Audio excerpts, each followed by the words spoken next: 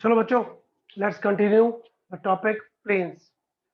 हमने last class में पढ़ा था इंटरसेप्ट फॉर्म। आज एक और टॉपिक उसी का आगे, एक ये प्लेन, एक ये प्लेन, इनके इंटरसेक्शन से एक और प्लेन। जब भी ऐसा क्वेश्चन आ जाए और दो प्लेन दे रखे वेक्टर फॉर्म में, तो कार्टेशियन में ले जाओ। टेक्निक समझा रहा हूँ, ध्यान से देखना। मैं कहता हूँ एक ये प्लेन है,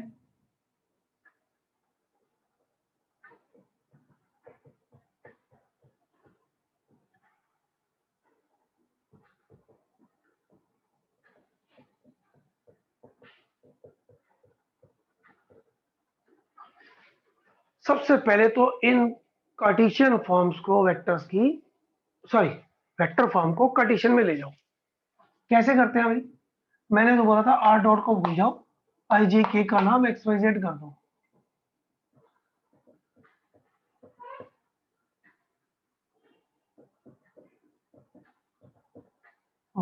it was 5।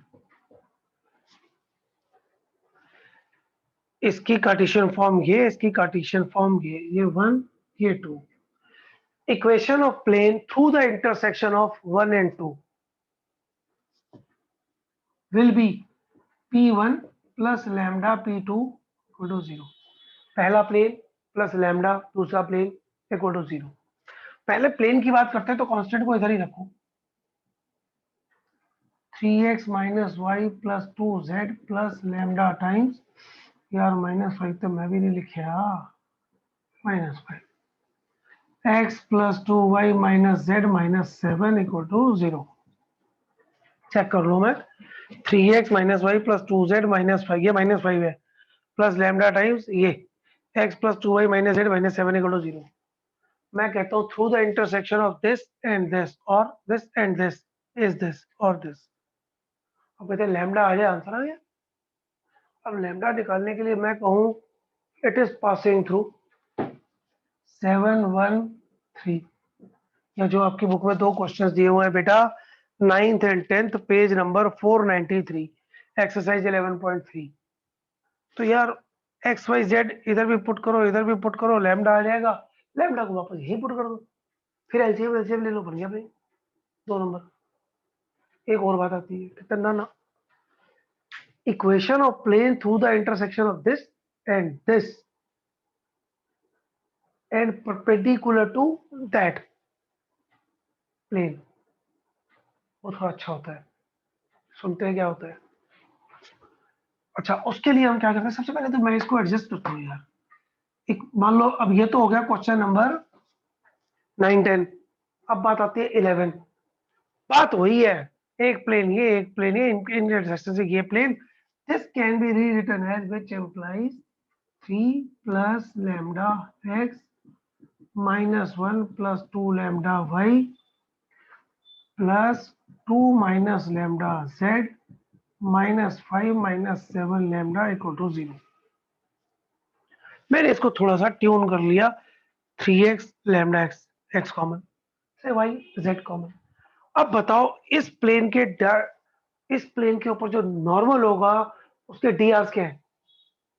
A B C, these are the D Rs of the plane through the intersection of two planes.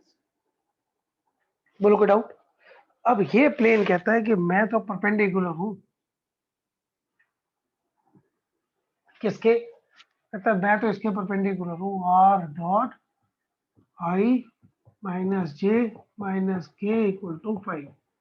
मैं कहता तेरी भी कार्टेशियन फॉर्म निकाल लूं, x minus Y minus Z equal to 5।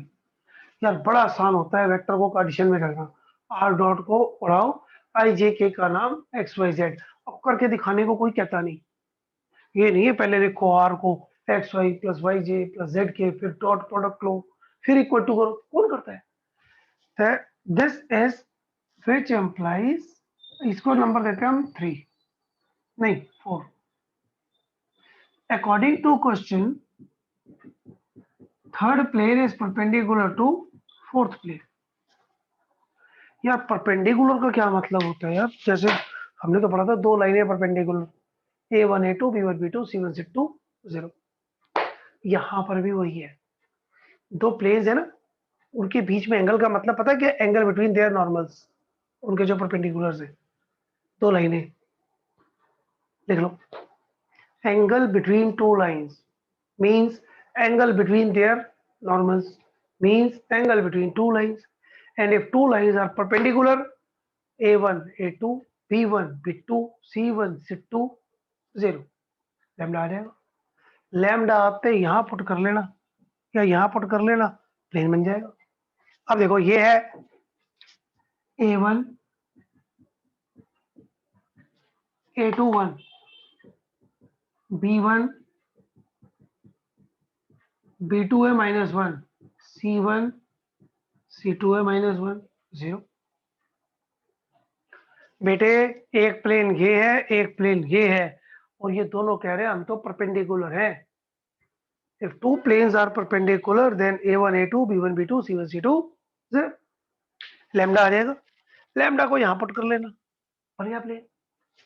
हमने क्या पढ़ा? कहते यार find equation of plane through the intersection of this plane and this plane.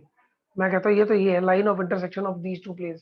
कहते इधर से एक प्लेन जा रहा है, इसकी इक्वेशन निकालो। कहते ये है, एडजस्ट करोगे तो ये है। अब ये कहता है मैं इसके परपेंडिकुलर हूँ, और मैं कहता हूँ दो प्लेन परपेंडिकुलर का मतलब a1 a2 b1 b2 c1 c2 0। वैसे इससे पहले हमें पढ़ना चाहिए था एंगल बिटवीन टू प्लेन्स वाला कंसेप्ट। चलो अब ये तो बच्चों वाली बात हो गई तो हो गई, आज मैं एनसीईआरटी लपेट देता हूँ पहले एक्सरसाइज। अच्छा इसके बाद आता है दो प्लेन्स के बीच में एंगल। यार ये तो वही बात हो गई, दो नॉर्मल्स के बीच में एंगल, दो लाइनों के बीच में एंगल, वही cos थीटा।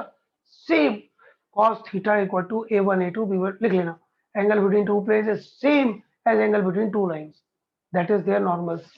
मैं कहता हूँ ये n1 ये n2, तो cos थीटा होता है बेटा n1 dot n2 upon magnitude of n1 magnitude of n2, angle between two planes.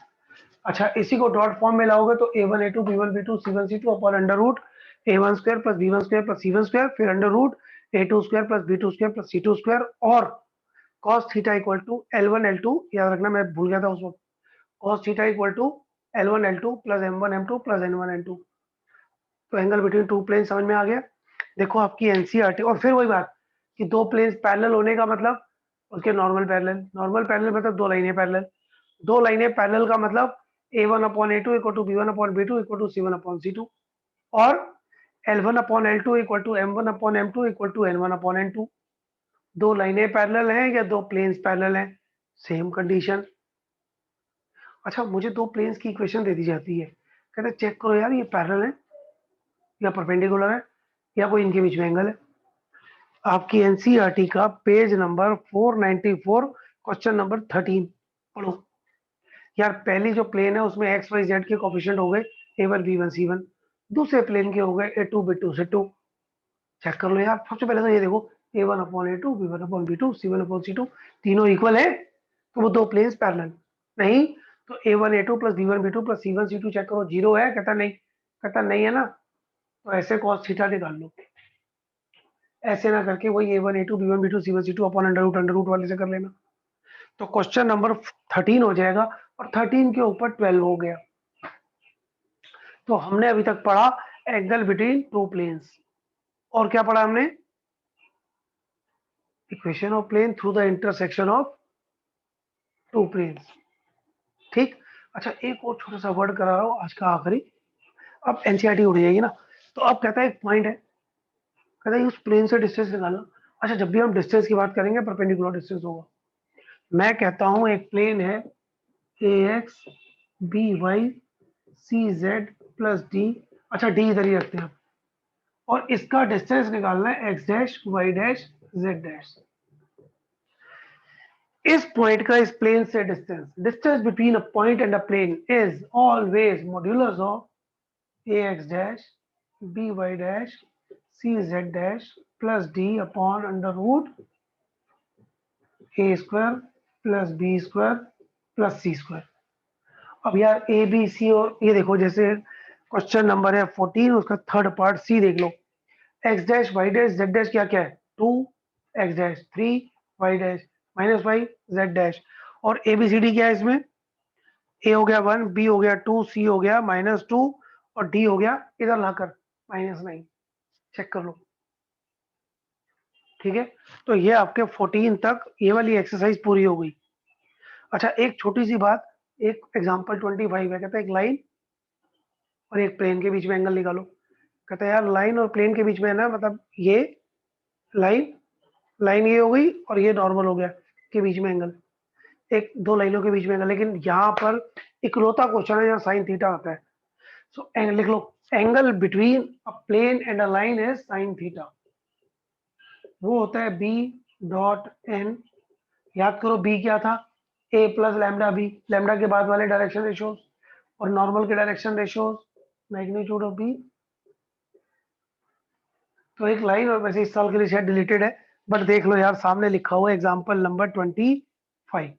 तो आज हमने पढ़ लिया दो प्लेन के बीच में एंगल, दो लाइनों के बीच में एंगल, एक लाइन एक प्लेन के बीच में एंगल, पैरेलल परपेंडिकुलर और through the intersection of two planes.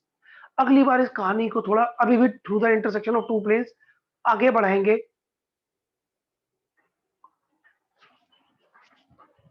Bye bye.